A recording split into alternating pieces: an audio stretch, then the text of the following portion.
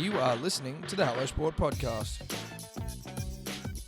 All right, welcome to All Talk with Hello Sport, brought to you by SEN, the home of unqualified opinion and unwavering bias. Joined, as always, by my darling friend Edward, but guest today, James Graham.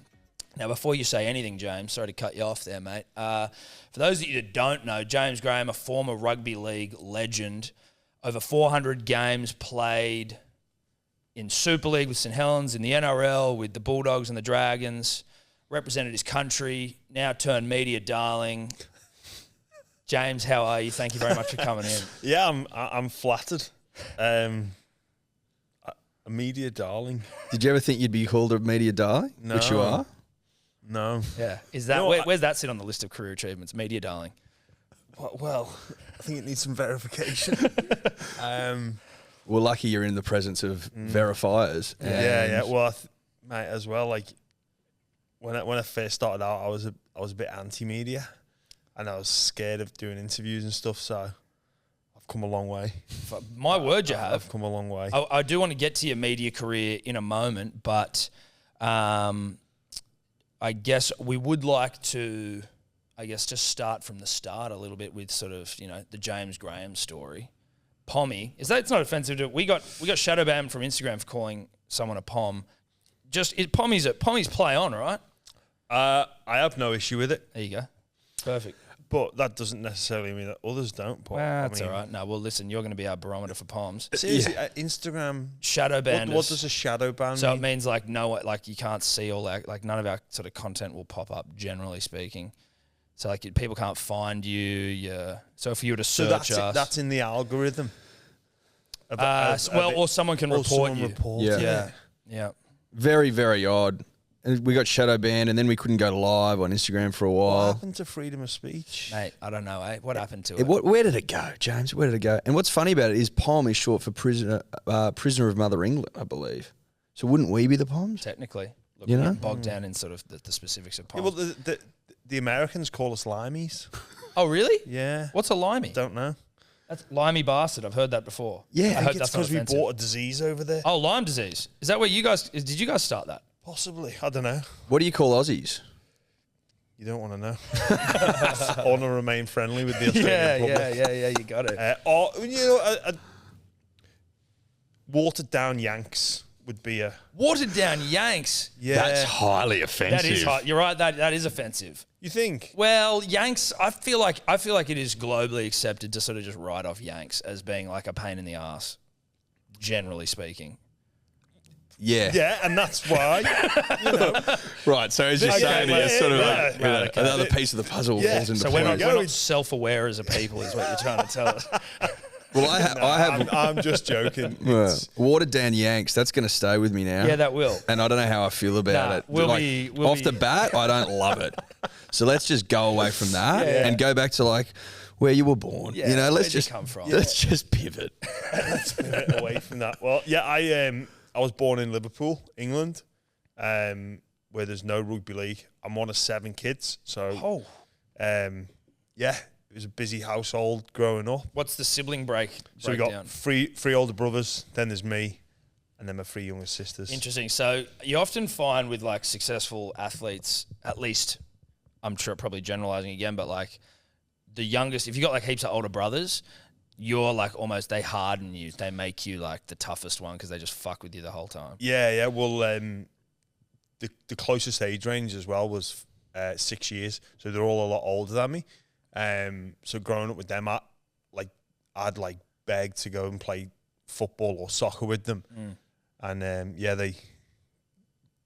I grew up pretty quick, playing against older players, just jumpers for goalposts, sort of things. And it was like I'd be wrestling with them all the time. Yeah. But it took me a lot to get one over on them, but eventually I did from quite a young age. So yeah, no doubt. You started to get it over your older brothers?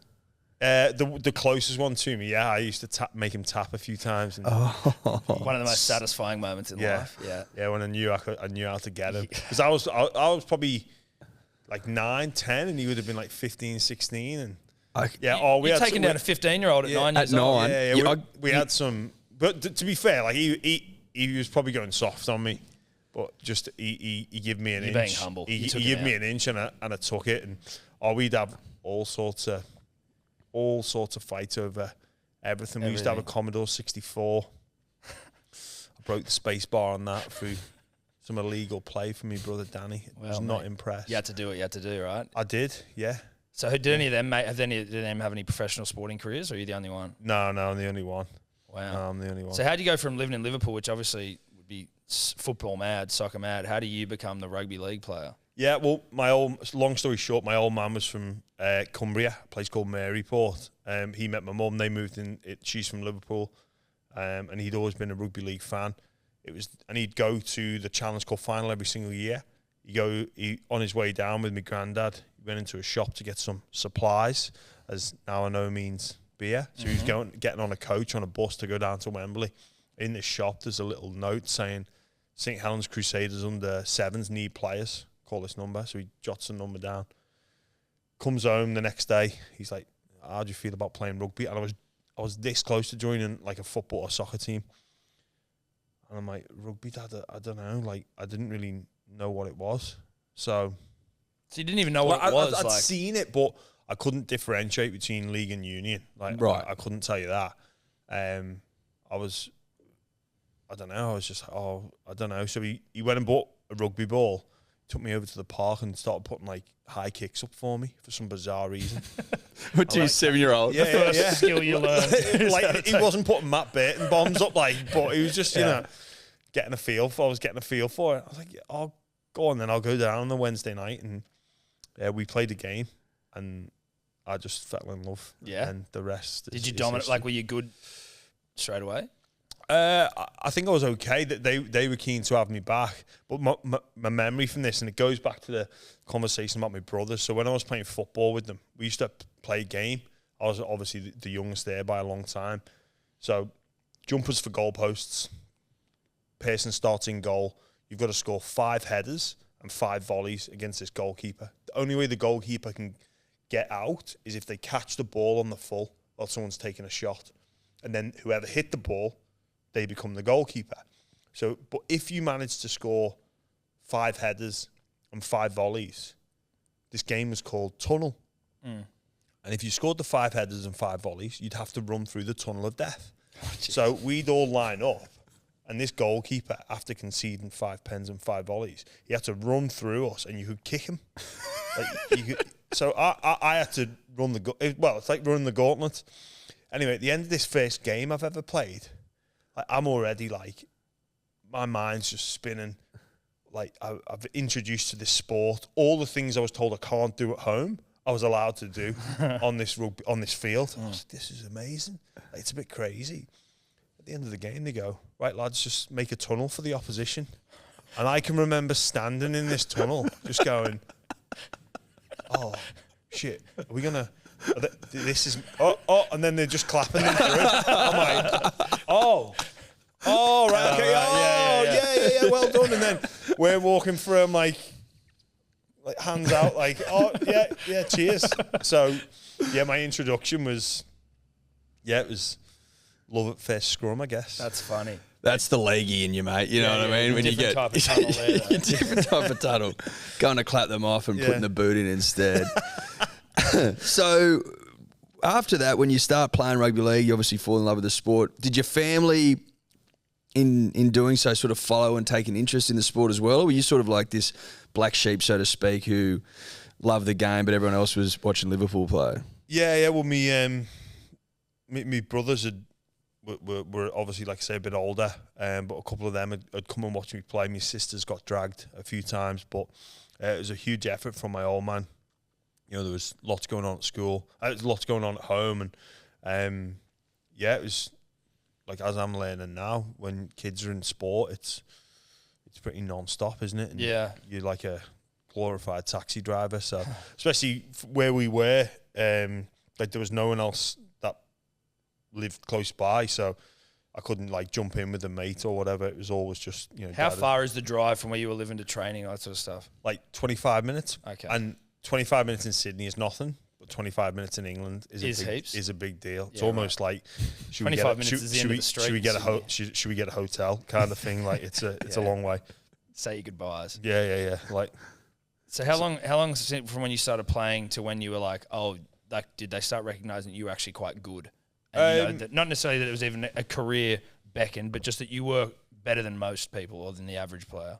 Oh, look, I guess, I won a few, like, awards growing up in those early years and got picked for a few teams. But it probably wasn't until sort of like 15, 16 where was really starting to stand out. So. And did you... Because I've never been good at anything, so I don't know what it feels like in a sporting context to be like, oh, dude, I'm dominating here. Like, did it come easy? Like, did you have to train extra hard? Like, because obviously there's a balance between working hard, but also like an ability. Did it come easy to you? Did you feel like you were just able to get it over opposition players? At first, yeah. Like at 8, 9, 10, yeah. But then there was a bit more thought went into it, and as I progressed through the ranks, it definitely, like, I was a big 8-year-old like amongst my peers, but then, as other people get bigger and go through puberty and all that sort of stuff, I had to use my brain a little bit more and think, and, that sort of 15, like early teens, I was a real student of the game. Like, I couldn't get enough. Like, I just loved it. So I was watching everything I could. Obviously, not every game was on TV over there, so I'd just be wanting to be across everything. How much visibility do you have for like the NRL when you're at that age, or is it just Super League and are all your heroes Super League players, like guys you looked up to at the time? No. Well, Super League was the mainstay and the most important thing. I was a season ticket holder for St Helens. I'd go and watch every game at home with my dad as well, like normally after our games, and. But the NRL was on the radar, so Sky Sports would have it on over there. I think there was like a couple of games a week. Origin would be on, so I'd be across that, and used to love watching it, like loved it, and even from probably before that, we'd get like little highlights on. I think they had a program called Trans Worlds of Sports on Channel 4, and they'd show like all these little clips from all these different sports around the world, and they'd show like a bit of AFL and then a bit of NRL and be like, whoa, we get our 5-minute fix. But yeah, I was pretty obsessed as a youngster, and yeah, like I said, just couldn't get enough. When's the career become a viable, something that you can sort of start to believe in? Probably about 15.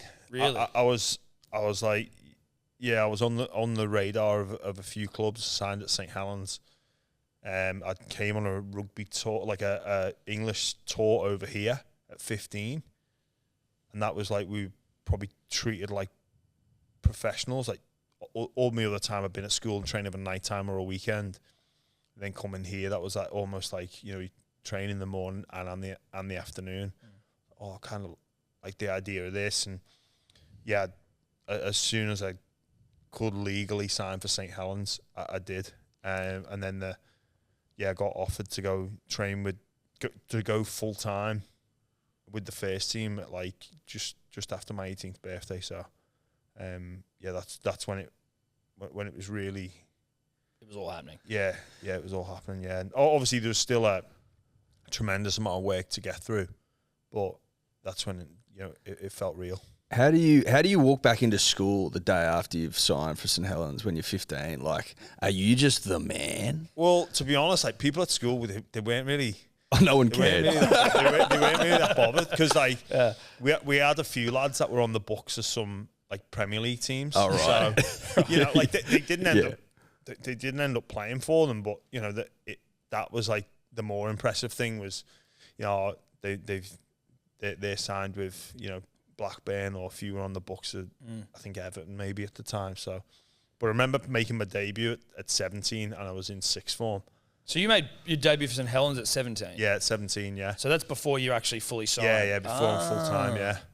So that was a bit surreal. So yeah, I think I must have took the day off school on the Friday, and then I think I was in school on the Monday. That was from what I can remember. Yeah, that was How filled out were you as a 17-year-old? It was almost child abuse. So I was not ready to play. Were you playing in the front row? Yeah, I came off the bench in the front row. It was so At 17. bad. Yeah. When you look back and you think like that could have been so dangerous. But they just had a load of injuries. And yeah, the squad was pretty bare. There's always something though about the mentality of a 17-year-old though, right? That's you may not be physically there, but like you're almost like a psycho to impress people. Yeah, I was definitely out to impress. I remember going into that game thinking like I just don't want to miss any tackles. That's what was my goal. I don't want to miss any tackles, and I was only on for 10 minutes, and I don't think I've ever been as tired in a game. Just flogged yourself. Just was so fast compared to what I was used to. Yeah. Did you miss any tackles? No, I didn't. No, I was pretty happy with that as well. That. Yeah. What's it like? That must have been quite a cool experience to have like shared with your old man from like, you know, he was obsessed with it, got you in there early, the team he loves, all that shit, and then being able to get up there and debut. What was that experience like? Yeah, well, it was very different to what it is now. So, like now you get like presented with your jersey and it's a big deal, but that didn't happen. You know, now they put on a big display for the families and all that. It's huge, but back then it was just you're making your debut. And obviously I was over the moon, and so were my parents, but it wasn't the same as what it is now. Yeah. There was didn't have media managers filming the whole thing. There's no surprise camera in there. Oh, you're going to make your debut today. Yeah. It wasn't. I don't even think the jersey I got was like embroidered to say like it's your debut. It was just more. Just put your boots on. I remember our kit man just being like, you know, almost a bit like, we've got to print out another jersey because over there it's not the 1 to 17. It's you get your own squad number. Okay. So I had to get. I think I was 31. Really? Did you share any moment with the old man though before? Like, did you have anything like that, or is that not like? Was he? I guess was the relationship like that where you have a moment of being like, holy shit, look at this. You know what? I actually spoke to him about this a couple of days ago, and he remembers just how that was his proudest moment. For him watching his son make his debut. I can imagine. But for me, I don't know. It was just like it's certainly up there, and you think back to the time. It was, I don't know. I was probably a lot of self-doubt. Probably feeling like I didn't really belong. You know, I'd sort of been rushed into it it was due to unfortunate circumstances. So I don't know. It's so long ago. I'm sure if I was to go back and really think about it, it'd be pretty. Probably, in fact, the overwhelming emotion would have been nerves. Yeah. Rather than excitement or pride, it would have just been nerves. And I guess as well, like it's probably more like from your old man's perspective, it's far more of a visceral experience because he's lived a whole life and then he's seen you grow up, and it's like it smacks you in the face a lot more than when you're just like shitting your pants basically. Yeah. For him, no doubt it would have been amazing. But the best thing about my dad is that he wasn't doing it for that. Like no, he was never taking me to make my debut in Super League or play in the NRL or play for England. He was doing it because he obviously seen something in me that I just loved it.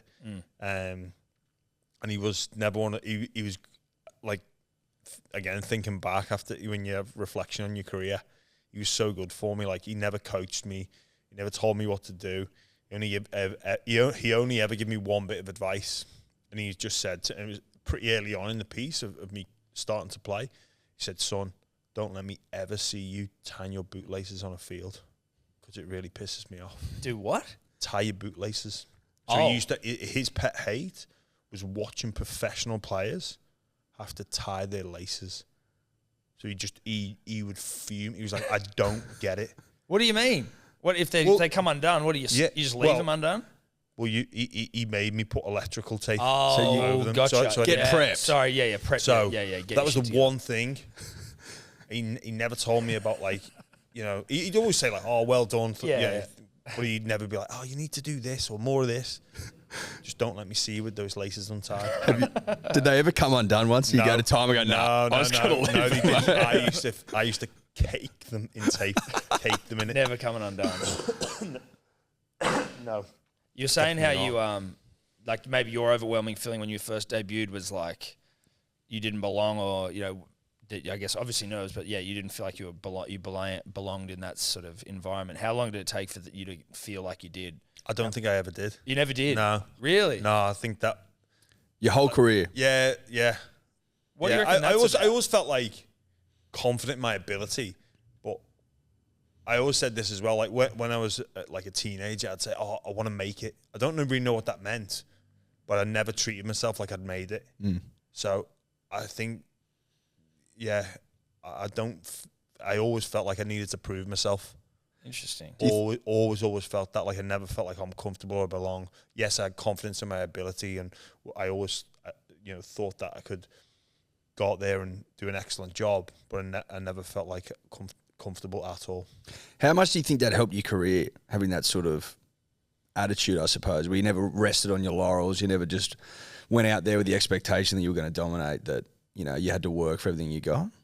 Yeah, probably was quite beneficial, I imagine, just having that mindset of, no, I don't belong yet, I've got to keep proving myself. And obviously, my attitude throughout my career, there was times where it was more focused and less focused, and that's just human nature. But yeah, I never, and I'd like to think I never took my position for granted. Now, not to take a turn to negative town, but I'm about to. How many grand finals did you lose before? Because I know you won one like at the end. I know there was the yarn around you losing grand finals before you came to the NRL. But then doing some research, there was like you won one off the bench, and I was like, I thought you never won any until you. No, well, when I was playing for St Helens, we won the grand final in 2006. And you were playing? And I was playing, yeah. Okay. Yeah. All right, that makes me feel better. I was like, this poor bastard. No, has so just then seen some grand we finals. lost 07, 8, 9, 10, 11, 12, and 14. And then won one in 2020. But I don't know. But obviously as well, during that time at St Helens, we won a couple of Challenge Cups, which is a... Can you explain the difference there for people that don't understand? Oh, right. So the Challenge Cup is a knockout competition, but it's got credibility. It's not just some... Because I think the AFL tried to bring something not too dissimilar. They had a pre-season comp. Yeah, but this is in season. There's a lot of prestige, a lot of history around it. Like, there is value to it. You play the final at Wembley Stadium in front of like 80,000 people, so it's not just some tokenistic cup. It's like the FA Cup equivalent? Exactly, like the FA Cup. So all the local amateur teams enter the beginning round. So amateurs can be playing like full-blown St Helens? If they get through, if they get through. Holy hell. I think it has happened, actually. Really? Yeah, where they've gone on a bit of a run, beat a Division 1 team, and then they get the draw against one of the big dogs. Far out. Jesus Christ. How was that 2006 grand final? How old were you then? You would have been quite young. I just turned 20. Okay. Yeah, I just turned 20. And to be honest, I kind of just... We had an amazing year that year. We won the Challenge Cup. We league top of the league, grand final, and then the following season as well, we beat the Brisbane Broncos in the World Cup Challenge in 2007. You kind of just thinking, and then we won the Challenge Cup that year as well. And you're just thinking, well, it's just going to keep. Well, it's going to cruise. Yeah, we'll see you at Old Trafford, and we'll be lifting it up again, and same thing in 08, and probably. How many straight years after? So 06, you lost 7, 8, 9, 10, 11. And then you obviously came here, lost 12 with Bulldogs and 14 with Bulldogs. What's that experience like? Because obviously you're in a successful side, right? So it's not like you're the Tigers, who just are shit, no disrespect. But like, you're in a successful team, really good, but you're just like, you just cannot seem to get over the line. Yeah. It's frustrating looking back. Like, it never leaves you. Like, it is frustrating looking back. There's one of those games in particular. I was going to ask, is there one where it's like... Yeah, it was the last one. It was the 2011 one. Yeah. Fuck.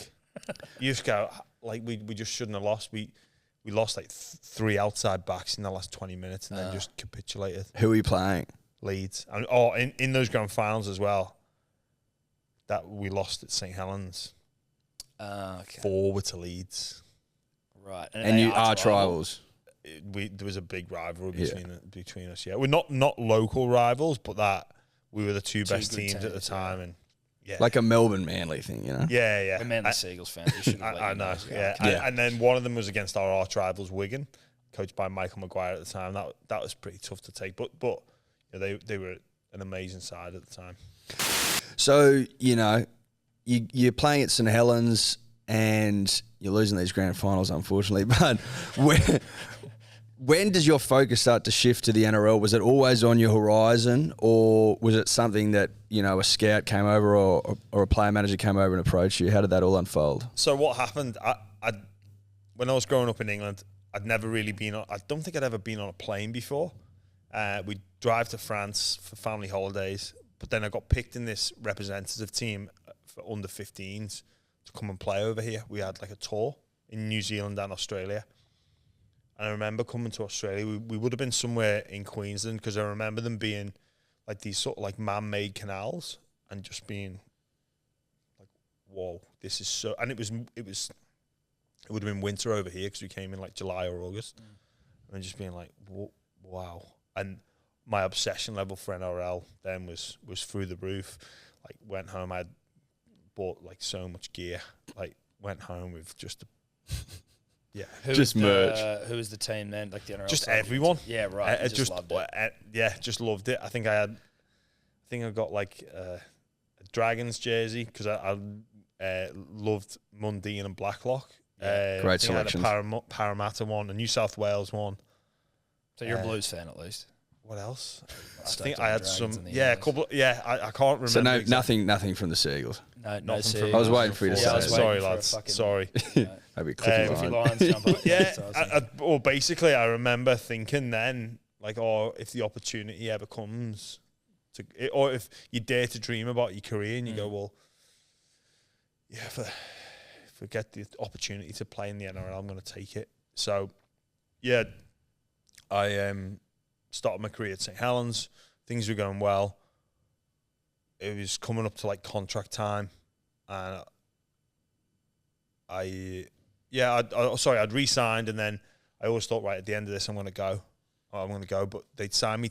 That would have been that was my 9th season at St Helens. One more season, you get a testimonial.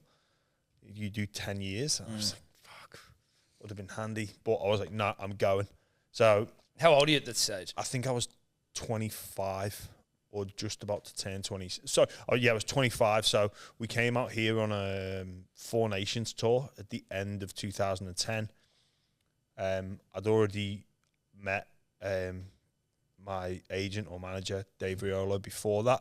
I had a personal relationship with him through one of the players at St Helens. And he's like, oh, look, I'll believe you coming over. I'll look after you, go for a few clubs. So I did. After that tour had finished. And What clubs? who did we meet? Met with Roosters, Bulldogs. Shock horror. Yeah, there's a couple of others. I think Tigers we met with. Didn't think about going to the Tigers. Oh, thought about it. Yeah. I thought about it. Yeah, I did. It crossed your mind. Who else? I can't remember who else. What experience is that like? Are they whining and dining you? Like, are they? Yeah. They're making you feel nice and warm and fuzzy. They're out to impress. But mate, it's so different over here from the Super League, and I was so naive. Like, I was just because over there as well, it's like it's the owners that are the chairman, but over here it's different. Like I'm like meeting the CEOs. I'm like, who's who? Like trying to figure out who's who in the zoo. You know, like I'm just trying to be myself as well. Yeah. But like, this is who I am. But you know, you're meeting like important people. I'm just like, fuck. And I'm just this fucking kid from Liverpool as well. Really, like, you're getting wined and dined. I'd hate to think what I wore to some of these restaurants because I'm fucking just a scrubber. Like, but and then I went back home and. Yeah, it's basically the Bulldogs were in pretty keen, like they were the keenest. I'd had some really good conversations with Todd Greenberg, the CEO at the time. This would have been pre-Des announcing he was leaving. Hey, but did you know? Were they like, no, mate? I had zero idea. So I signed under Kevin Moore. Like it's signed, sealed, delivered. I did have some like medical stuff they needed to like check out, but it was all done. Yeah, I'd done. I I'm watching from over there, like watching like every Bulldog game pretty much. And then, Kevin Moore gets sacked. I'm like, okay, this is the coach who and we'd had a bit of interaction, but not a heap. And then he's gone. I'm like, oh, what? okay. Stay positive. Are you on the phone to your blow over to your agent going, mate, what's going on? I think I was like, oh, who's going to be the coach? And, I'm like looking up like NRL news, like Google searching that all the time, like looking at the Telegraph website, like trying to find, there's all these rumours, who's going to be, like, like the speculation is now. There's also, and actually at the time, Daniel Anderson, who had me at St. Helens, was in the line for the job, and I was like, oh, that'd be great. Like, loved the gaffer. He was so good for me in those impressionable years. He did, like, I owe a lot to Daniel Anderson. He was amazing. So I was like, oh, I hope Daniel gets it. Like, that'd be amazing. Like, he knows who I am. Like, he was great for me. It'd be great again. But then, obviously, I think I watched that grand final, and then bang, the news is coming out. And like, people are asking me, did you know? I'm like, were you happy saying that? Like, it was Des Hasler at that point. Like, I was like, oh, this has kind of turned out for the best here. It was. I was made up. I was like, oh, that's great. We got the grand final winning coach. Yeah. Like, he obviously knows what he's doing. It was a tough time for us, by the way. Yeah, but it was a really tough time. Sort of Josh Perry was at St. Helens as well, and he was like, mate, you're gonna love him. I was like, oh, okay, I'll take your word for it. So but there was no, like, things were like radio silent. Like, there wasn't much communication. To be fair as well, like, I had England were playing at the end of the season, so I was trying to concentrate on that, and flew over here and met Des. He's an interesting character. Very interesting character. Very. And then you come straight out and you're in a grand final straight away. Like, was it you obviously hadn't spent a whole lot of time in Australia though. So, like, what was it like? Did it take some getting used to, or was it a relatively easy transition? Oh no. Did you have a family with you or anything? No, my partner came with me. She was really good for me. Like, just I'd only ever really lived like just quite close to my mum and dad, so I'd be the kid that would, like, rock up with mum and dad. Hi, great to see you. Can you just do that washing for me, please, mum? All that sort of stuff. So it really taught me, like, I had to grow up and pretty quick. Just the subtle differences. I went through some sunscreen. I mean, I'm shocked that your manager hasn't cut you some sort of sponsorship. Yeah, and I was pushing for that, but that took some adjusting. Yeah, just the heat generally. Just the heat in. Yeah, and he. Oh, like, I'd never trained with sun cream on before. Oh yeah, that first preseason must have been hell on earth. That first preseason. My God. And obviously as well, it's got the Bulldogs are known for training hard, but I think Des took it to another level. Right. Yeah. So it was good in a way though, because everyone was suffering. So it was mutual suffering together. It wasn't just like, oh, this is the standard practice. It was like, oh no, everyone was on edge. So I was like, but it was. I remember thinking, like, this is like way ahead of what I'd done at St. Helens, just because over there as well, the seasons are so long, the pre-seasons are so short, and it's cold a lot of the time. Like, pitches are frozen over, so, like, don't get me wrong, they train hard, but they just don't get to do it for the length of time. Yeah. I just remember thinking, like, fuck, this is going on forever. Yeah. What are they, about 4 months pre-season? Well, I started just, I came here in early December, was going in for a few weight sessions, like meet the lads. I think we went on a trip to Kiama, but no running. And then, it was like January, February, play a trial in March, like 8-week block. But that for me is like, that was more than double I'd ever done before, because in previous years at St. Helens, we'd start back in January, and you're playing a trial in week 2 of January. So you come back in January, playing a trial a week later? 2 weeks later. 2 weeks later. And then the first game of the season, start the first week in Feb. So really, pre-season, it's just, it's on you to be ready for pre-season. So we go away with the internationals, finish that, have a break, but train in the break. And then, start back in January, basically 2-3 weeks, play a trial, week off, ready to play, right? What's the better, I mean, I assume in terms of like, not just, obviously the experience is way worse doing an NRL preseason, but like, is there a happy medium between the two, or do you think that the NRL approach is a better approach? It's hard to say. I think probably a happy medium. Yeah. Some of those lads that start the 1st of November, that's a long, like November, December, January. Like, they get 2 weeks off at Christmas, but I don't know, like if you go to a club where they like the training is really intense and up tempo, that for me would just be hell. No.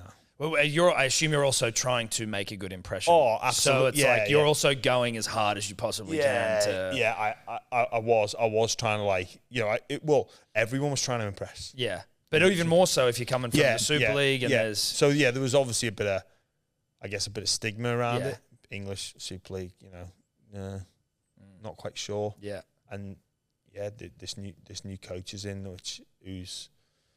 everyone's trying to impress. That almost makes it a little better, doesn't it, for you? In that everyone's trying to impress the new coach. Yeah.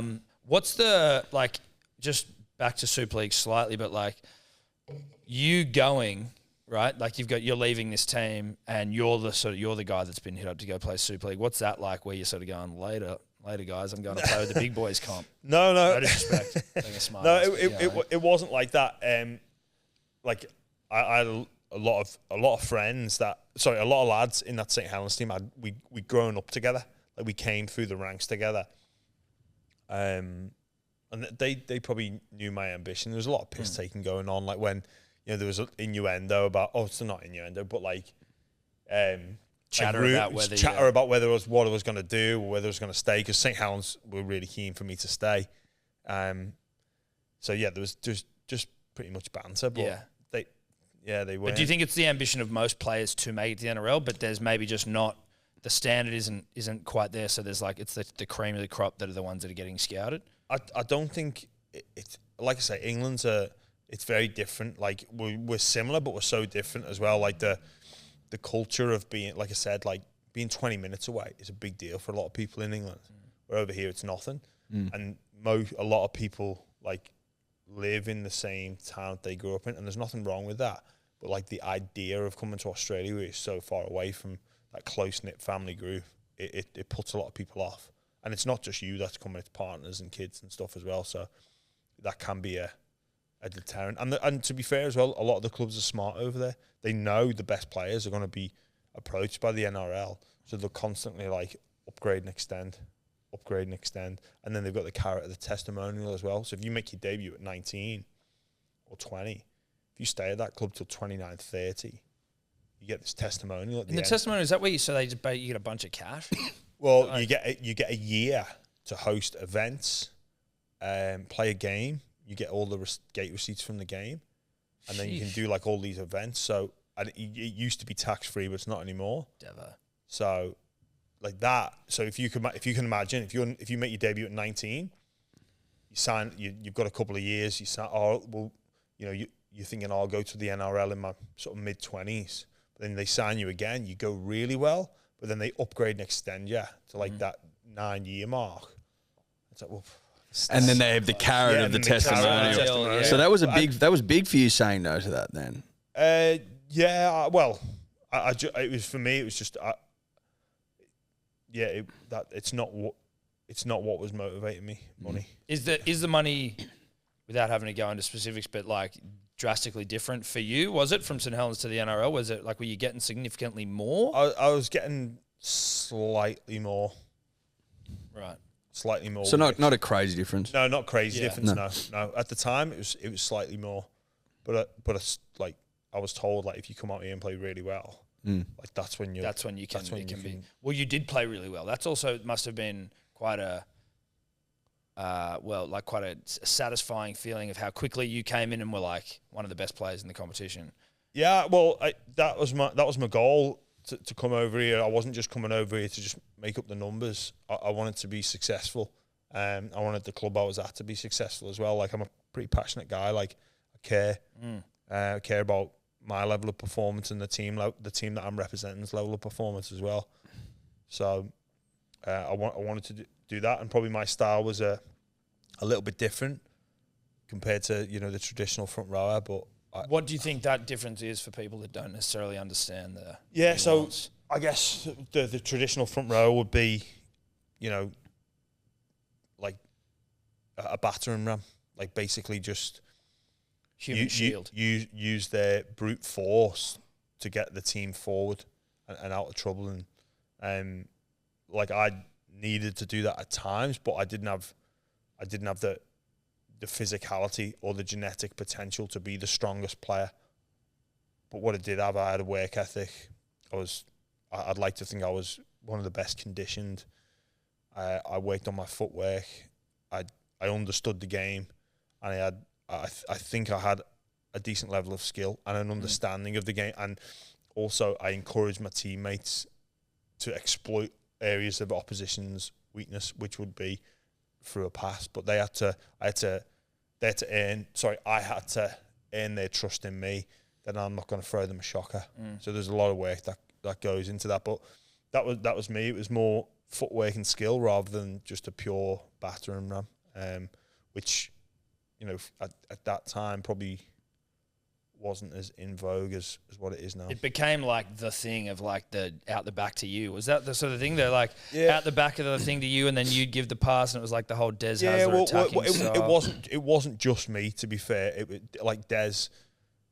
I used to do that play a lot in England, and Des was happy for us as a group to do it.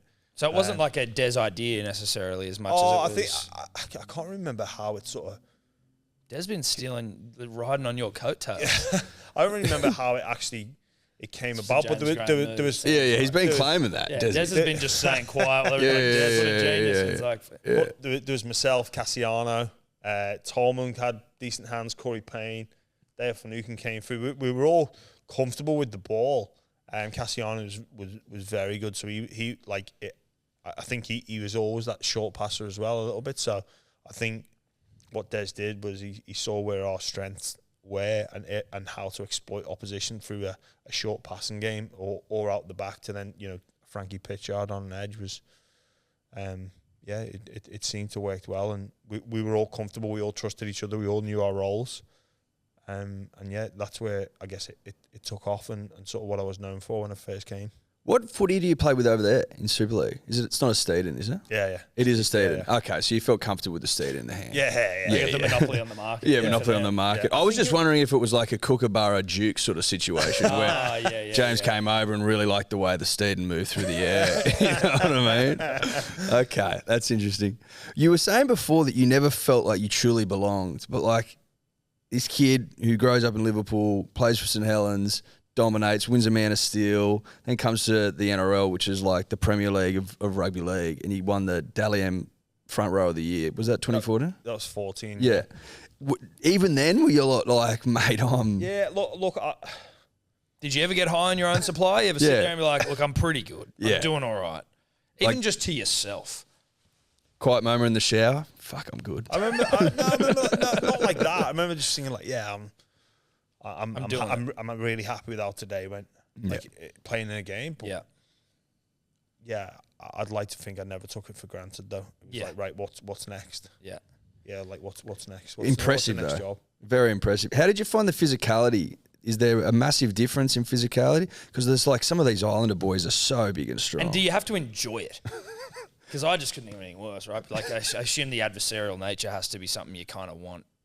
I guess for me it was always like, well, what's the alternative? Like, what else don't play. Don't play. Like people say that about like, oh, you played so many games. I'm like, well, what else was I supposed to do? Like, you did get through it. Like you got over 400. What was the final number? I genuinely don't know. Because it's 400 something, but like 423. I think everyone's here. Cam Smith this, Cam Smith that, and here's James Graham doing much tougher work. Tougher work in the Way middle. Tougher work. Yeah, Cam's technically like in the middle, but like but coming over, he's hiding behind people. Yeah. But coming over here, there was a clear jump in class. Right. As you know, back home, there's not as much talent playing. We don't like talented athletic people. So there's a big difference between the best and the worst. But over here, I found the competition a lot more even. It was a week to week, real tough competition where you had to be, knocking out sort of 8s or 9s a week in order to try and play well and really focus in on the job. We're back home. There was a couple of teams that you had to respect, but you could get them beaten in the first 15, 20 minutes and sort of put the cue on the rack a little bit. Now, obviously, as we've said, the grand final didn't go your way in 2012 or 2014. What's the difference in a Mad Monday from like a grand final celebration to a loss? Like, what's that sort of? Is there a point in the evening where you go, all right, who cares? Let's just rip and tear. I think it's certainly just, you do end up having a decent time, but it's just in the air, pretty deflating. I feel like you relive it in your mind every every time we ask you. Like, I think you just go like what Whitney Houston didn't we almost have it all? So close. So close. Again. Bastard. And again. Bastard. Which do you think was the best team you played in at the Bulldogs, the 2012 or 2014? Or like which grand final hurt more, or are they both? Oh, mate, they all hurt equally. Yeah. It's hard to differentiate. But they were just like you came like they were both good teams. Was there one that you felt like the season deserved the premiership more? Probably the season of 2012 was it was a surprise really because I don't think anyone fancied us at the start. Obviously Des came in, but no, that was a tough one. But I mean that's it. It's a tough competition and the stars have got a lot of line and you got to get things go your way and I guess that's life. It's football, but I think again in reflection probably pretty. I don't like the word proud, but pretty happy that we showed all the teams that I played for showed the character to get up and keep going and carry on and come back next year. It must have been interesting. Like you made the grand final for the Bulldogs in 2012. You're this kid from Liverpool. Now you're in the Bankstown area, very multicultural. We've talked to Josh Reynolds before. We've interviewed him, and he was talking about how in the lead up to the grand final, can't remember which year it was. Was it 14?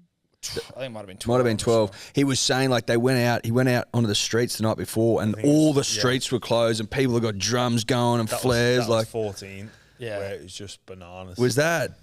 You must have been like, where am I? We didn't have anything like that. Yeah. So, but obviously, like you basically in England, you'd turn up to the ground and there'd be fans waiting for it, like Old Trafford, where the game was going to be, or Wembley. 2 hours before kickoff, you're like, wow, look at the like grand final week. Go to training on the Monday, and our little local coffee shop that we went to, Joe Bell's. We can't get a park. We can't get anywhere. It's like, what are all these people doing here? Like, game's not till Sunday, guys. Like, chill out. But they were just loving it. Yeah. And, people would show us videos of like the night time, just going nuts. Like, I remember Josh told some story of him like riding on the roof of cars. Yeah, lifting him up and just like all I this think he was the only one that actually lived in Belmore. So, all right. So Reynolds will just he'd go for a cruise and ride the wave. I bet. What was the I guess just the general sort of like celebratory atmosphere of a rugby league club? Like, what's that like? Is there any difference from coming from over there or to here, or just generally like what are your memories of those times? Because I think sometimes they can be. I feel like these days a bit of it can be overly scrutinised, or certainly around your Mad Mondays, people were looking to try and catch you out. But what were your sort of good memories of those times? Oh well, like when it comes to Mad Mondays, like no one cares about that in England. Like you just a bunch of random men in a pub having a beer on a Monday. Yep. But there's a few local characters as well, which was always fun to chat with. We actually had one. We were in this pub in St Helens, and there was it was Monday, like midday, and then they started setting up for this wake, like a. And then we're like, oh, we'll go. And they were like, no, just stay. we're all eating sandwiches. And the family were made up. It was he was like, no, he was a big Saints fan. He would have loved this. Oh my God. That was in a pub called The Grove. It's not there anymore. It's nice you could have done that for him. That's nice. Yeah. So like we were all like, oh, like it wasn't me. I think it was like a few of the sensible heads were like, right, come on, lads, we're going. But then, no, just stay. So yeah, we Stick around. we stayed. And Mate, free sandwiches. I think you can't say that. sent someone off. But man, I've got so many fond memories from all my times there. There was some difficult times. But I think there's benefit of hardship, and there's some moments there that I guess you didn't enjoy, but that's just part of it. I think I don't necessarily like. No one goes through life with a red carpet and it's all, all pats on the back and it's all positive. You got to go through some of those shit times to realize who you are and improve as a person, and also you realize who's actually there for you as well. So, but yeah, I had so many good times. Like I say, just grew up a pretty normal life, and then I got to come over here and play a sport that I love. Play a sport that I love in England. We went to America and played. Like I've had some unbelievable times, and I'm forever grateful for what the game has given me, the opportunities it presented to me, and the opportunities that it's going to look like to continue to present me as well.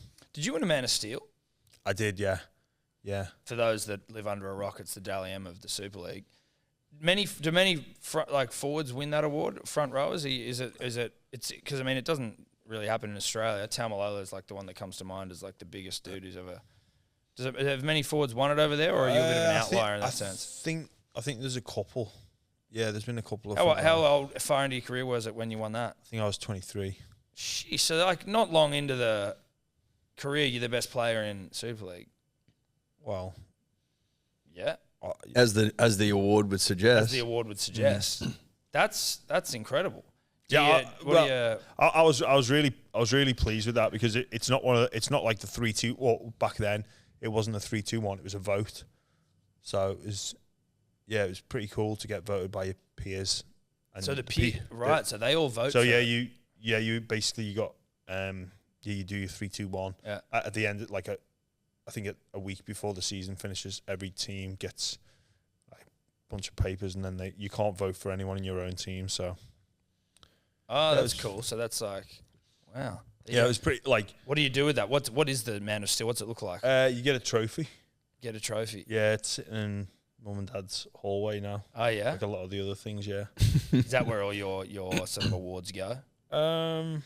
Yeah, I think mum and dad have got most of them. Yeah, the other ones I'm not really one of them lads that's got like memorabilia around the house. I've got a few things in the office, but nothing crazy. I don't know. I don't need a piece of metal to remind me of the good times. Did your old man show it off? Did you get his mates over from the pub and go, look at this? Check this thing out. Check this out, mate. No, they treat me pretty normally. Like it's in the hallway as you walk in, but like it's just in amongst all like other random trophies from when I was like 15, 16. So I'd gesture to it. If I was your old man, I'd be like, yeah, 100%. You know what I mean? Get the boys over and such. Get the boys over. So Bulldogs for 5 years, I think, off the top of the head. 6, maybe. Yeah, 5 or 6. Yeah. And then on to St George Dragons. How did that decision come to be? Was it a difficult one to make, or just another step in the journey? No, look, at the time the Dogs were under a tremendous amount of salary cap pressure, and it was suggested to me I needed to go. Okay, interesting. I don't know how much you would like want to get into that sort of but like being there 5 years, 2 grand finals, all the things. Captain as well. Captain. How does that play out? Like, without naming who it is, but like, are they just? They suggest that you should go, which basically means if you don't, we're going to get rid of you. No, because legally, I guess, like fundamentally, I could have stayed. I was contracted to stay for another year, but the Bulldogs, we were going to miss the finals for the first time since my time there. I was pretty determined to to be a part of the solution. And then, yeah, like I say, it was probably suggested to me, like, it was more, we need you to go rather than we'd like you to go based on the salary cap. Can you say who makes that suggestion, or you prefer not to out them? No. Well, no, I'd prefer not to. That's fine. That's fine. But it, basically, it was like, look, we're way over the cap for next year. Yeah. How does it? Are you like, okay, how the fuck that happen? Like, are you like, well, now you're asking me to go? Like, kind of be like, well, that's not my problem. Yeah. But then I sort of I thought about it and was like, well, yeah, maybe it's time for a change. But I think it's important. I never went seeking a change. Yeah. Maybe in hindsight I needed one, and it did me a lot of good. But yeah, when I was pretty good to be leaving. Yeah. And yeah, but again, I understood it. I took it like a man, and like I was very upset when I was like, I remember that the final game and like announcing it to my teammates, I was waterworks. Like I was gutted. I can still remember being in that changing room, and yes, they said like, oh, James has got a few words, and I think most people knew it was coming, but I don't know if they just thought, oh, it's the last game of the season, he's just going to thank everyone. But yeah, it's crazy. Like I say this all the time. Like it's a made up game with made up rules, but it makes grown men cry. Yeah, and it's so bizarre. Because even now, like looking back, like why would you get overly emotional over that? You're still seeing everyone. It's just you just move around the organisation, but it does though, right? But it does. I was waterworks in that changing room at the end of the game. How long did it take to like get the sour taste out of your mouth of that experience? Yeah, it's one of them where you just like you let everyone know, so it's a weight off. And actually, that last game was against the Dragons, the team I was going to. So that was. Oh, you already knew you were going. Yeah. I'd already agreed to go to the Dragons, but was trying to keep it as quiet as possible. But you know, it's funny. I was talking to someone about that the other day. That like, so media speculation was, oh, James Graham's going to the Dragons. They knew before I knew, because I got asked, and I was like, no, I've not spoke to them. I promise you now, I've not spoke to them. What they knew is that they were going to talk to you. That the Bulldogs were the Bulldogs cap was a mess. They knew that the Dragons needed a front rower, and someone from the Dragons had said, "Yeah, of course we'd like James Graham." Yeah, so they've just got, and that's been bad. That's all it is. Because they do the deal for you. Seriously. Well, like it you know, it doesn't take Einstein to figure it out, like because it was so late in the piece as well. You know, for salary cap and stuff, there's only that was probably for me the disappointing thing is I felt like I didn't have the time to process the fact I was gonna leave. I felt a bit rushed.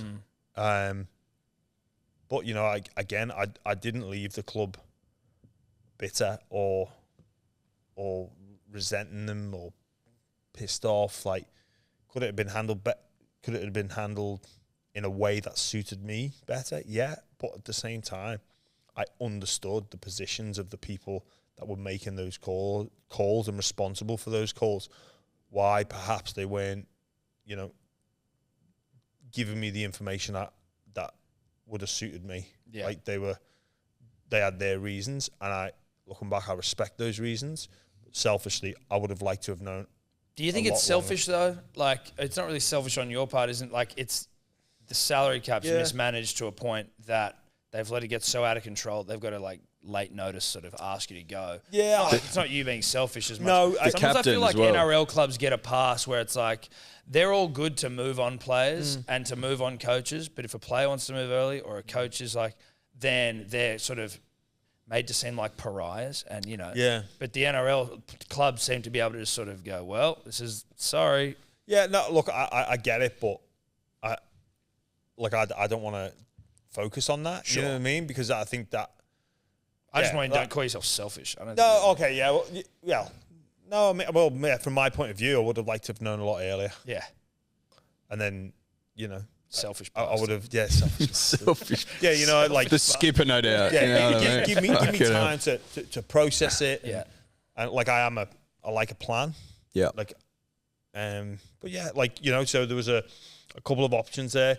Met with Paul McGregor, who was I loved meeting him. Like he was the one that sold the club and the vision to me. How does that go? Like, is this? Do you go out for dinner or lunch? Do you go in for a meeting? Like, how is the vision sold? We've talked in the past about maybe coaches use PowerPoint presentations. Is there anything like that? Like, was there star wipes and stuff? Yeah, well, look, I was very conscious of I didn't want to be seen with them. By the media, by anyone. Yeah. Right. I didn't want the grainy Nokia 3315 I was photo. very conscious of that. So I was like, you can come over to my house. Yeah. Like, come over here. Because, I'm not saying anything. And obviously, there's already rumours out there. But I was like, look, I'd appreciate if you guys don't. And I get why clubs do that. Let's meet somewhere.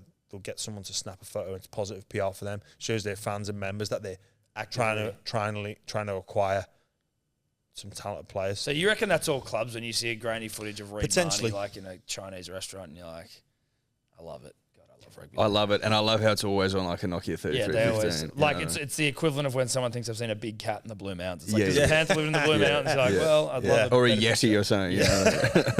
But so they came over. Do you put the kettle on? How does that? I would have offered them a cup of tea, for sure.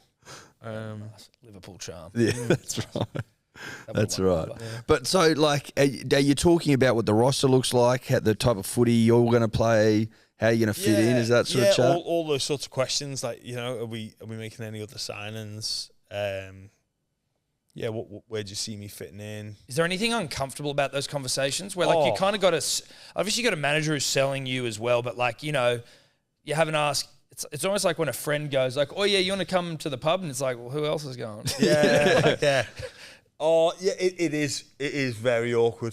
It is so awkward. Yeah. And I think as well, like I actually didn't sign until that week. So it was a strange situation. So the Dragons, if they won, they were going into the semis. But if they lost and I think the Cowboys won, they would get the jump on them. So we were playing them that week and we were playing for nothing. He was trying to focus on that, and yeah, it was. Did they win?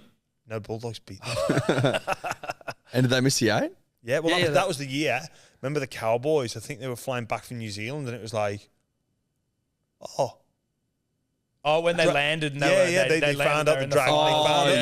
Lost, and they were in the final, and they went on to make the that was was that 2017? Is that when Melbourne? Yeah, that's right. Wow, yeah. That was a run, wasn't it? Yeah, they had like a sort of mismatched side, didn't they? There was heaps of injuries. First one was out. out. Michael Morgan. If the Dragons beat the Bulldogs, which they should have done, then Cows don't make Cowboys the final. Yeah, they made the grand final from 8th. Yeah. Yeah, right. Without Thurston. Without JT. Crazy. So you left Dragons and had like a 12-game stint with St Helens? Yeah. How'd that come about? Well, that was the 2020 season. Obviously the COVID shutdown. Look, my time at the Dragons, 2018 went really well. I thought we should have won the comp. I thought we were the best team in the competition. Really? We lose Gareth Widdop, Paul Vaughan, and then we lose to Souths by a point, and we lost Tarek Sims in that game as well. But I thought if we were fully fit, I thought we could have gone on to win it. And there's lots of things that happened that year that just the stars just didn't align, and it is what it is, and you got to move on. 19 was poor. I was really confident going into 2020. Start the season, we lose 2. Season shuts down for COVID. Okay, it's all right. We're gonna come back.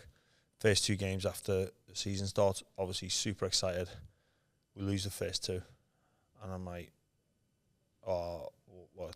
I think we lost to the Bulldogs, and like my head had gone. I remember poor old Tyson Brazil was like, I was in the car with him. I was just like, man, I think I'm done. I think I'm done. Like, he's like, mate, be all right. Like, Just was it the confluence of everything? COVID, losing. well, I knew I was coming to the end. Mm. Like, I wasn't sure if I was going to play again, and I was pretty conscious of the impact the career, the amount of games, the amount of collisions it had on me as a person, and like my future health outcomes. And ultimately, I decided that I'd put a line through the cause of the Dragons in 2020. Yeah. I didn't believe we could win the competition, which is what I was planning to do. This was the last year. I was like, what's the point in me continuing on for us not to have an opportunity to win the grand final? So I was like, I might as well just cut it short now rather than, you know, Risking risk further damage, or like, and also risk embarrassing myself, because if I don't care, like, I'm a passionate, caring guy, like, I love the game. If I'm not committed to the cause, then what's the point? Like, they don't want me out there. It's better to give some young lad a chance. And I'm not prepared to risk it. So I called one of my best mates from back home, Paul Wellens, who was a former teammate of mine. And I said, mate, I think I'm done. He's like, what, for next season?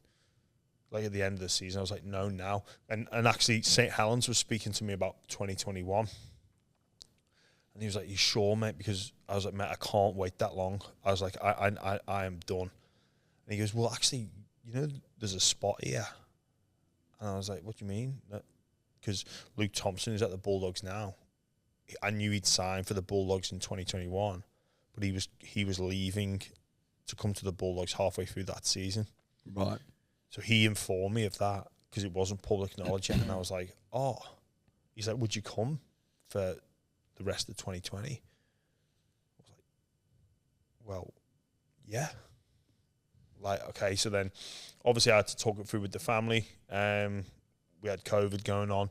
I had to get permission off the club to leave, and it finally got sorted out. But it wasn't all smooth sailing. Like, traveling across the world during COVID, at the best of times is difficult. Yeah, but traveling during COVID was like insane. And quarantines there and all that. No, we didn't have to quarantine there. We quarantined when we came back for 2 weeks in the hotel. But kids, you got kids? Yeah, you got two girls. Is that like one of the great? I got two girls. Is that one of the great shit shows all time? Being quarantined with children, or is it not too bad? It was a tough carry. It was a tough. That was like. Is that the toughest carry of your career? Yeah, that's like, you know, the wingers just sneaked out the in goal, like, you know, the old I've dove over and then you're the only one back there. Yeah, you know, like 2 weeks and you do it for 2 weeks. Yeah. But no, so you have like, I'm English, right? I'm here in Australia. I had to apply to leave. We all as a family had to apply to leave Australia. Couldn't just go. So I'd applied. It says it takes like 14 to 28 days to get your application through. So I'd done it all. Still not come. I'm like, fucking hell. Like, I'm flying on the Monday at like 9 o'clock. Thursday, I get an email from the Australian government. Your application to leave Australia has been rejected. No explanation as to why. No follow-up. It's just like, it's been rejected. And, you know, I'm pretty emotional. I was, like, trying to call people. Like, I was in a state of panic. Like, rejected. Like, it's been, like, what's going on? Like, what? You know, people go, why? I'm like, it doesn't say, does it? Like, you know, I like, just calm down. We'll sort it. Anyway, like, I'm making calls, and they're like, we can't help you. You just have to reapply. I'm like, my flight is booked on Monday. Someone's coming to live in the house on Tuesday. Like, this is not good. Yeah. Like, we're in the middle of a pandemic as well. So it's not like, I'll just go and stay at whoever's. Yeah. Like, or get a hotel. It was like, nah, you couldn't do it. We need to get this solved now. And I'm on the phone, emailing. Anyway, we got the email with the permission to leave just a little bit after 1 o'clock in the afternoon on Monday, and we were flying that night. So it wasn't smooth sailing at all. And did you ever get any understanding as to why they rejected it in the first place? No, not enough info. We literally sent them anything and everything that we had about what we were doing, but already put like a significant number of documents together. Yeah. Not enough. But obviously not enough. Yeah. But then when we flew there, like obviously face shielded up to the nines, masks on, like 50 different tests. When you like checking in, there was no one there checking. But mate, the process was like 2.5 hours. Sheesh. Like you had to check in, then you had to go to the government place. They'd make a call. Then you had to get like I thought we'd fly through. Because the airports would be empty. Honestly, it was like there was so many checks in place to make sure you weren't trying to just what a weird experience. jump. And then we get on the plane. We're on this huge Qatar Airways like jumbo jet, the one that you'd see or you get on now, and there was 15 people on, including staff. 15 people. Yeah. Wow. Do they put you up the pointy end? Or you still going to sit up the back? Are you kidding? Mate, I know. We're like, can we go in business? Like, we can't let you. I'm like, what? Why not? Why not? Like, you didn't pay for business class. Well, that's what they said. They're like, we can't because you've not paid. And I think there was like one person in business that had paid business. Like, that is just such... I know. That is ridiculous. They probably came up with some weighting thing. Like, it's not weighted. To be fair though, like they looked after us and like, you know, we just sure, but I mean, it would have been nice to. It would have been nice to recline in a seat. Like it's a long flight, you know. A proper bed would have been amazing. Heaven. That would have been nice. Yeah. Anyway, it is what it is. So you get through all of that. You finally get home. What was it like walking back into your old club? Bizarre. Yeah. So it been. Yeah, like 9 years. So I do you get a testimonial? Is that like your 10th year? Nah. Oh, I guess I could potentially. Was it 9.5? Yeah. Yeah, there you go. You know what I mean? What was it like? It was strange because since I'd left, there was only probably 3 players there that I'd played with. That remained. I knew a few of the lads from England, a couple. I knew a few lads from like being around the traps, but it was like, you know, I had to be very self-aware not to be the person I was when I left. You kind of had to be like the new guy again. Yeah, and just, you know, I knew I couldn't mention NRL. So there is a bit of that, like, big doggy Why? sort of like... Because it would have been like, ooh, NRL. Oh, you know, all that. Oh, really? You know, like, I just refused to mention it, like, because I just knew I'd get the shit ripped out of me. So that is a thing. Oh, well, it is, but it's just like, you know, it's just lads being lads. Yeah, I'm with you. Like, yeah. You're saving yourself from the bullshit. Yeah. But like, I'd be, you know, I'd be like, coffee's so much better in Sydney. And lads, you know, like, fuck off back then. But yeah, just I did have to be, and also I was coming back to like earn they'd shown a lot of faith in me. Christian Wolf, Mike Rush, they'd shown, and the leadership group, they'd shown a lot of faith in me. So I didn't want to come back and be, I left when I was 26, bit of a Jack the lad, you know, like pretty influential character. I couldn't be like that. I had to fit into because the culture had changed a lot. So I had to fit into the culture. I couldn't just be like, oh, this is what we used to do. Yeah, like, this is how it's no, done. I need to find out how you guys do it, and I'm going to fit into this system. That seems like you're quite self-aware then in that regard, right? Like, I don't know, I imagine it's not like that's not necessarily a default thought process for people. Do you see that you maybe are a bit more like considerate in that sense than maybe some other people who are just like, boys club, here we are, I'm back. I was the king when I left. Yeah, I guess I just knew the level of importance of it in this situation. Yeah. I really knew it was like I was going back for an opportunity to win a competition. I knew my career was ending, so I was just going to give it all I got. And for me, the best opportunity to do that was to act in the way I did. Yeah. So I didn't want to mess that up. So, but again, it was strange. We obviously with all, they actually when I left, the season hadn't even been confirmed that it was going ahead.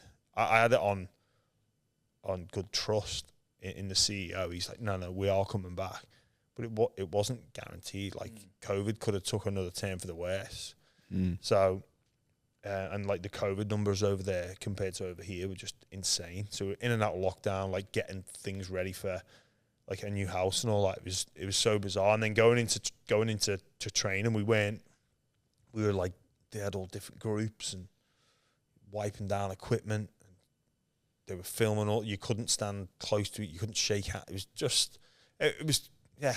It must have felt kind of stupid at points where you're like, we're tackling each other. Yeah, and doing all this yeah. shit. There was a lot of that. Hang on, we can't shake hands, but yet we're actually going to do some contact work. Like, doesn't make much sense. Does it? So, look, and you know, I owe a lot to the St Helens fans. I would have loved to have, you know, played in front of them, but it wasn't to be. Yeah. So yeah, it was. I was like, yeah, I'd gone from I never want to play again to I can't wait to play for this club now. That's cool. Yeah. Can you explain? So, like, the way you won that grand final was quite ridiculous, though, wasn't it? Like the final moments. How did that exactly play out? Yeah. So you got to set the scene a little bit. There's so many subplots. St Helens Wigan is like one of the biggest derbies in.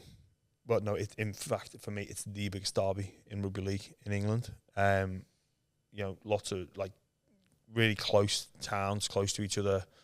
Anyway, playing the grand final, we were all over them in the beginning, like absolutely all over them, but we just couldn't score. And then we had one took off. Then we kicked a couple of penalty goals. I think we went 4-0 up. They scored 4-4, missed the conversion. So it's 4-4. There's like 2 minutes left. Not even, like 90 seconds. No, yeah, about 90 seconds left. They get a penalty. We concede the penalty on like the 45.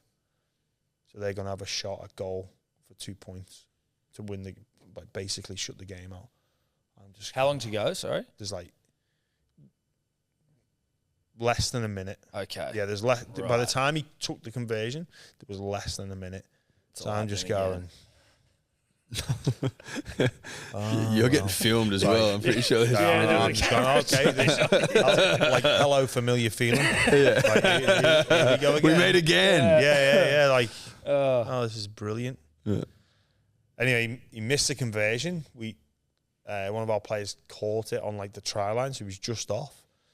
So we start like clock's ticking. I'm just thinking, right, let's get to the end of this set, and we'll see you in extra time. Anyway, like one of the things Christian Wolf was really good at was training for chaos. So we'd always practice training for chaos. So we were quite accustomed to being in this situation, just a lot of situational training. You know, at the end of session, the first team versus the reserves would play out a situation. He'd throw it out there, and you got to play that way. So anyway, we make our way up the field. Our left winger, Tommy Makinson, was coming to take the field goal. That's the plan. Tommy, fourth play, someone's took it in. Roby's passed the ball to Tommy Makinson. The buzzer sounds. So this is the last play of the game. Like when the ball is dead, that's it. Tommy Makinson's nailed this. Like he is sweet as a nut. How far out is he? He was probably like 40 meters out. Like this is it, and it looks for all money like it's going over. He's actually gone off and done the celebration. He's shot his bolt and he's off celebrating away. Hits the post, bounces down. The Wigan fullback misses it. Our chasers have got caught up, and young Jack Wellesby has scored a try, and then everyone's going off. But obviously, it's going to the video ref. Yeah. So I'm just like, that's what I remember. You're like, chill. Whoa. We might have extra time in a minute, lads. Yeah. Like, let's not get too pumped up. Whoa. Yeah. Like I'm not gonna be one of those. Like, no one likes being embarrassed. But if you can help it, like I don't want to be like, going off, and then it's like, no try, they kicked it, they win the game, and everyone's like, had this moment of unlucky, that sort of stuff. Yeah. So I was like, I am just gonna calm down. I'm just gonna wait, and I'm not gonna celebrate until I see the 3 letters TRY on that screen. So as I'm sitting there, like it was kind of difficult to see the screen. And then I could hear the Wigan players go, he's offside. he's offside, yes. And there's no crowd either. So normally the crowds are a pretty good gauge. Yeah. Like if one set of supporters start cheering, then you kind of know.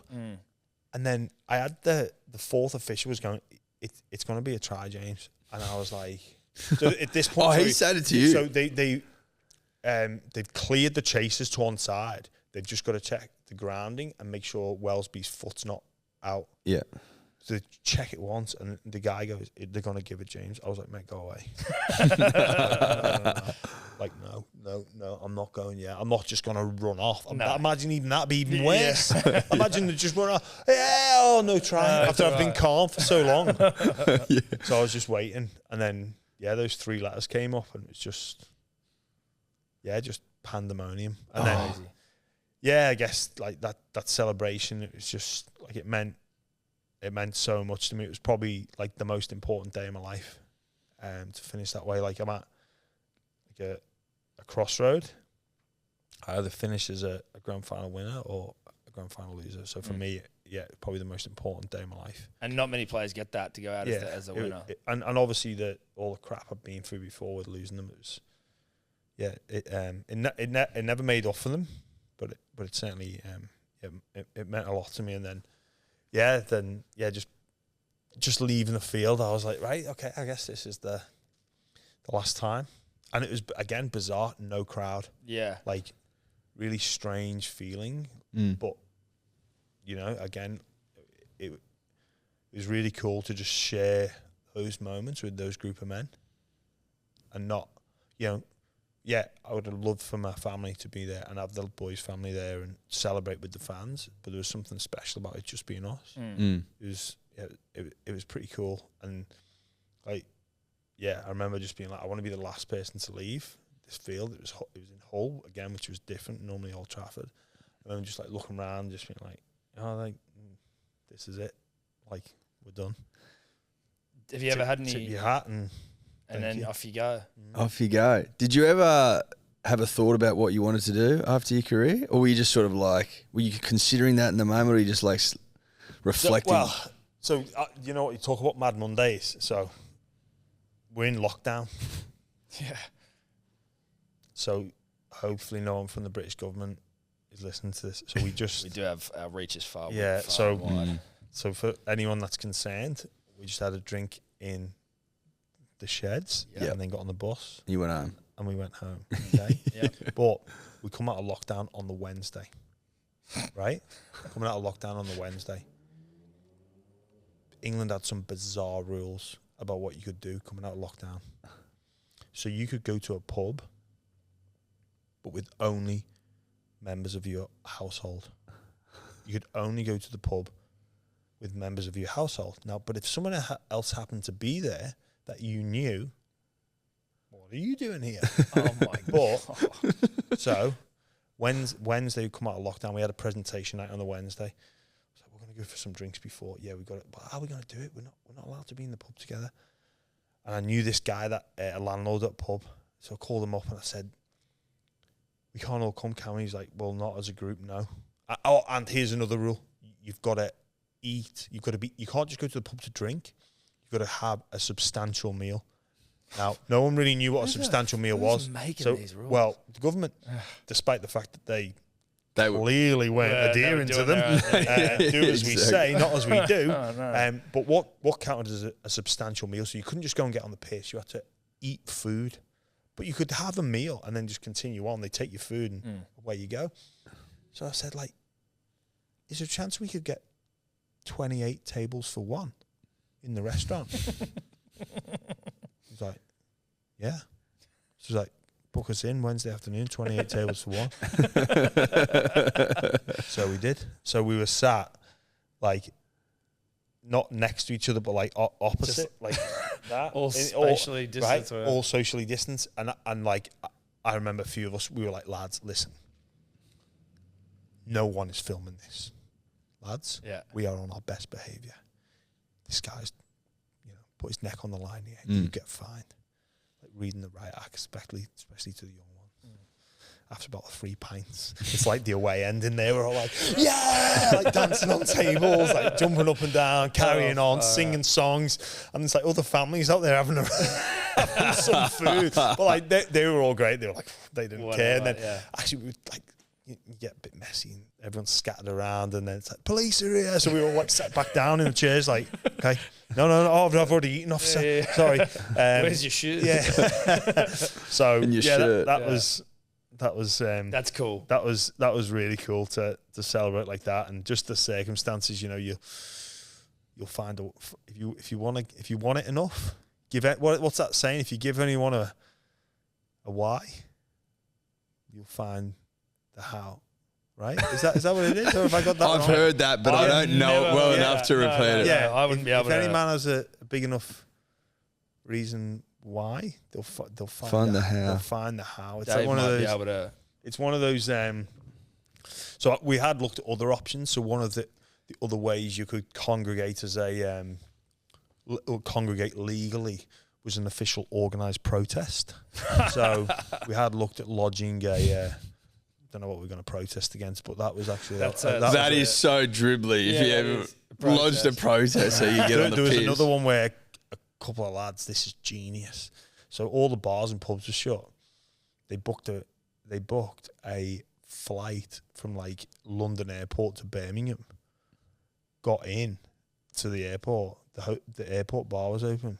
We were just knocking back the beers in the bar. Really? Yeah. Oh my God. There's ingenuity out there that's being wasted. I know, like, right? These top minds should be put to good use. They should be running the country. These I was great just minds. like, you know, like if you can find that way, if you can wiggle your way through it, like find the loopholes and get through them. I'm all about that. Love that. So now you're an NRL 360 panelist, media darling, obviously, and I think I mentioned off the top, but I didn't. You've obviously got your podcast, The Buy Around, which we will get to in a second. But I just wanted to I wanted to try and get an understanding from you of now that you sit on the other side of the equation, Fence. the fence.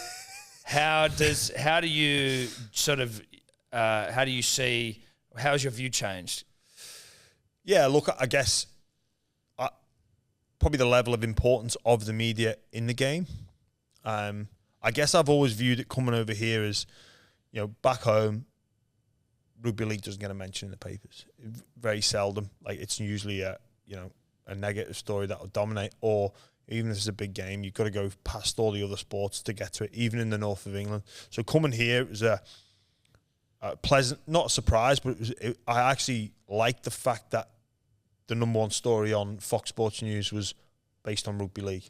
You know, all the other networks, the sports section would turn to Rugby League. You get the newspaper here in Sydney, it's all dominated Rugby League. So for me, I think that's where our sport belongs. Then, in terms of like doing 360, I've been doing that for quite a while. Having the media at training, that was another big shock when I came over. I'd never really experienced that before. Only for like big games, it's just like a normal week. It's like, what's going on here? Like, why are people bothered? Like, we're just there to play games. So I sort of adopted a bit of a healthier attitude towards it, accepted it. Are they perfect? No, but no one is. I think now my role within the media, I guess, I like the challenge of thinking through ideas for the game. That was going to be one of my questions, because I feel like there are lots of current players, former players, pundits who, you know, are paid to give their opinion. And again, not to sit here and blow smoke up your ass, but when I hear you on NRL 360, I feel like I will often come away from hearing you say something like, oh, I hadn't actually thought about it like that. Or you'll just provide some bit of insight that I haven't heard anywhere else. And I was interested to know how much time you spend actually, like, you know, sort of excavating the thoughts you have or the opinions you have and going like, oh, well, if I look at it from that angle, what about from this angle? Or like, how do you spend a lot of time doing that? Yeah, I do. I like to think about things and ideas and stuff, and not just jump to conclusions. I like to consider what I'm saying and plan about what I'm going to say. Obviously, you've got to be ready for like something dropping or being, you know, blindsided by something. But yeah, I do like to think about it. And you know what? I care about the game. Everything I ever say is only because the point of view I'm coming from is a point of care. I don't particularly enjoy it when, you know, players are under pressure, because I get it, and clubs are under pressure, but it's just part of the dance. I think you've just got to accept it. A lot of players get angry about the media, but, you know, we look at where the money comes for our game. Like, I enjoy. Well, I'm sure you speak to every player; they enjoy getting paid well. You know, and without the media, you can't have your cake and eat it. So, how do you like sort of not justify when you see there's like, because even on NRL 360, which I love, like I really enjoy NRL 360 as a sort of, you know, the sort of flag bearer for rugby league like narrative and, you know, like the soap opera. But there are certainly like maybe more hysterical takes, or ones that are maybe a little bit more over the top when you've got your buzzers and your Kenties and that maybe sometimes don't seem like they are from a. I don't want you to, I'm not asking you to try to talk shit about them, but I just more mean like when you hear some takes that are maybe a little bit more out of left field and playing the game a bit more. I don't know. How do you see that? Because from the player's perspective, where you're going, I don't know. I feel like sometimes Latrell finds himself in those situations more than some. Is there is it difficult, or do you ever feel like going at him, or are you like, I can't? I'm not getting into that. Like for me, like I enjoy a healthy debate, and like everyone on there is respectful of each other's opinions. Yeah. And yeah, we can like try and shoot each other down. And the idea is, if you've got a point, bring the evidence to back it up and tell us why. And if you do that, then, you know, 9 times out of 10, no one can really argue with you. But sometimes it's, you know, I guess the questions are difficult to answer. And, you know, I go in from a point of view, I do still have a bit of a player's hat on. So, you know, I go like, you know, go in defense of the players, because it's, you know, I think that's one of my, I guess, job description, while I'm on there. It's got, okay, well, why is the player doing this? Okay, well, I'll give you some insight as to why. Like, here's what perhaps it might be, and go into bat for them a little bit. But, you know, I think the really good operators, coaching, administrators, players, they block out that noise, and they don't get affected by it. And it's really difficult to do now, because most players are on social media, reading the comments, both positive and negative. Everything that's said that, you know, like you mentioned, that can be controversial. It's not just on 360 and then that's it. It's forgotten about. Yeah. It's replayed. It's on Instagram. It's on Twitter. And then people are commenting on that. So it snowballs. Stops. It never stops. So you can, like, I don't particularly like social media. It does have some upside, but and I get it, but I don't sit down and scroll through it. I don't have, you know, a personal Instagram or Twitter or Facebook or anything like that. So, but some players are consumed by that. But the really good ones, they block out that noise. Yeah. And legit, they go like, did you hear what, you know, they might get asked, did you hear what someone said about you on this show? And they go, no.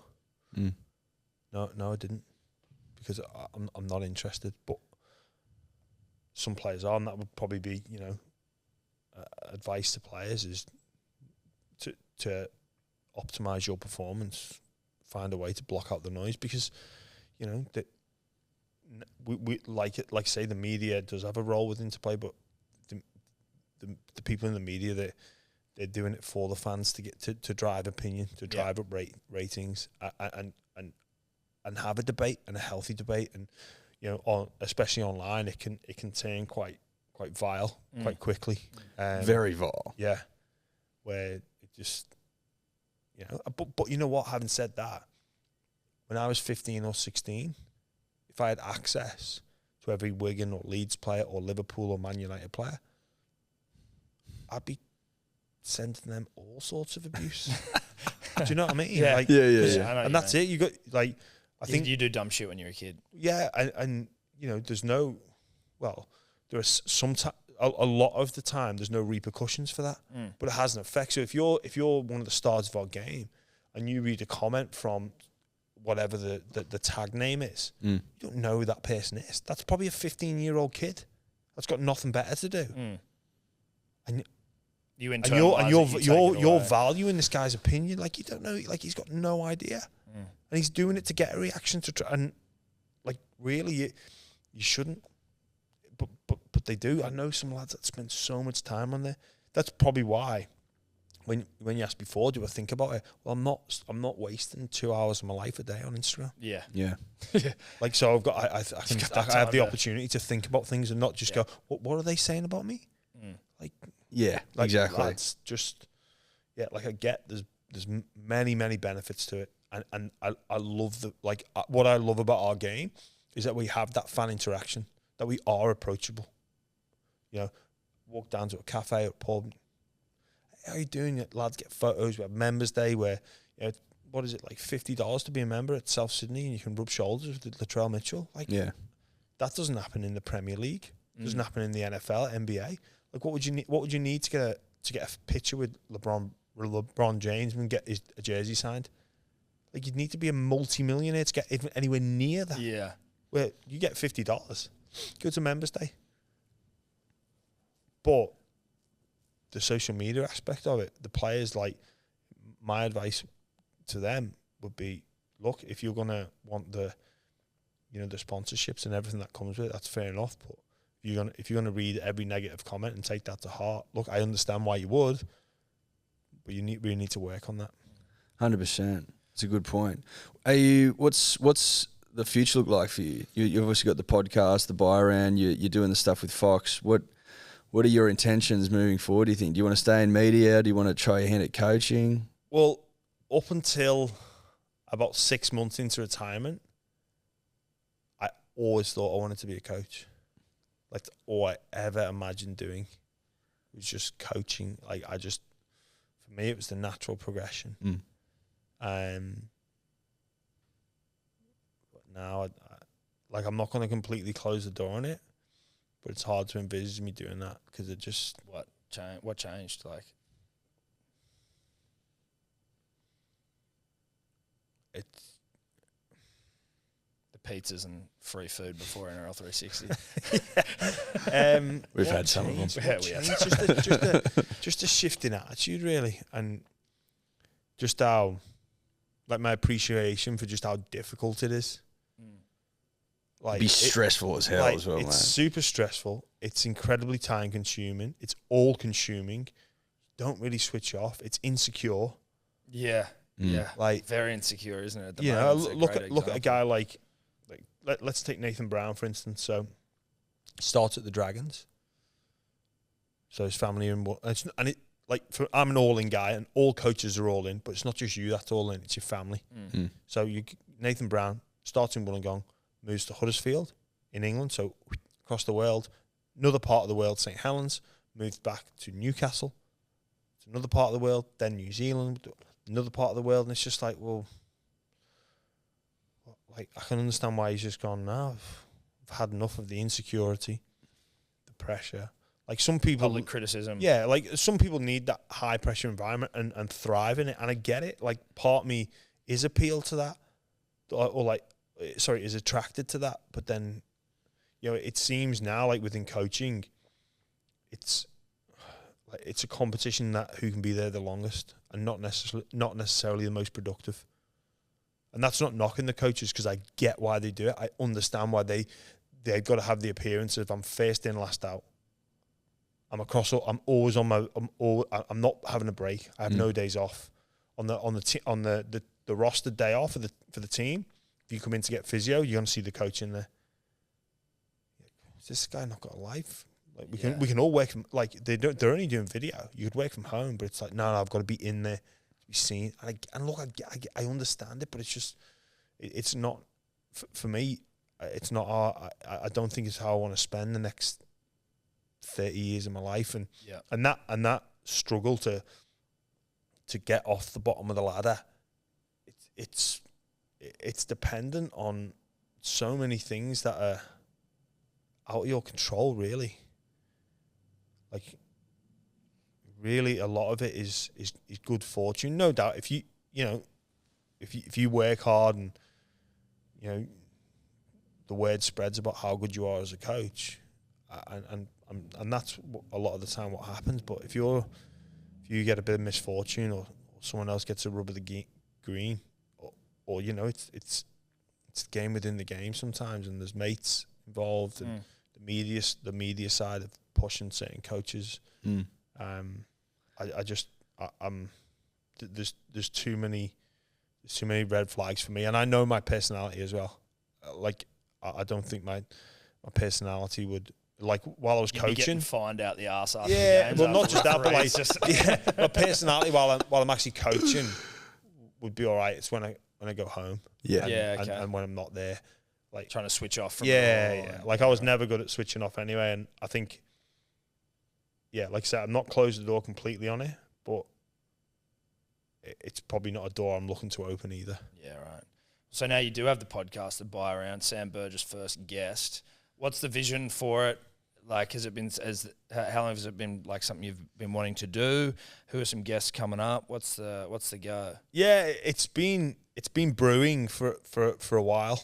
You know, podcasts are a relatively new thing. I enjoy conversation. I enjoy that there's no time constraint on it. I wanted to do something independently, so I could set the agenda and the talking points. So, like, I can get to, I get to choose the focus. So, yeah, it's been on the radar for a while, but I'm an ideas guy. Like, I've got heaps of ideas, like loads of ideas, but I just don't know how to get them started. Sure. So I was very fortunate through Charlie and Tony, who I know through my work at Triple M. Shout out, both very good boys. I know that. We sort of floating around the idea. Let's just do it. So, like, yeah, we agreed on the name, all that sort of stuff, and we hashed out some ideas and the structure of it. But I guess, really, we don't have like a long-term vision. We're just gonna go with it, because, like, we are a startup fundamentally, and this is new to us all. Well, it's certainly new to me. So I need, like, you got to see what the demand. I've got to see what the demand is, and then supply that demand. Like, you know, even like the structure of it. So at the moment we go part like recap of the round and the major talking points into an interview. Well, if the demand's the other way around, then that's what we've got to do. So it's very much a learning curve. Very much a learning curve. Thank you so much for coming on, man. This has been awesome. We've loved it. My pleasure. I've loved it. Beautiful. And thank you for having us on and doing a bit of promotion for us and all that. So the Buy Around, it's on Instagram as well. Buy Around Podcast. You got to get more active on Instagram, dude. You got to be promoting that thing. Yeah, well, that's up to Charlie and Tony. That's not my bar. Nice. That's not my cup of tea. So we put a bit of content out there on Instagram, and like I say, we're looking to grow, and we don't really know which direction we're going to head, but excited. Like, it's just the possibilities are not endless, but you know, there's a lot of options out there. They could be. Check it out. Go give it a follow. Buy Around Podcast. Thank you, mate. Appreciate it. Thanks, Thank you kindly. Could you two just not talk anymore?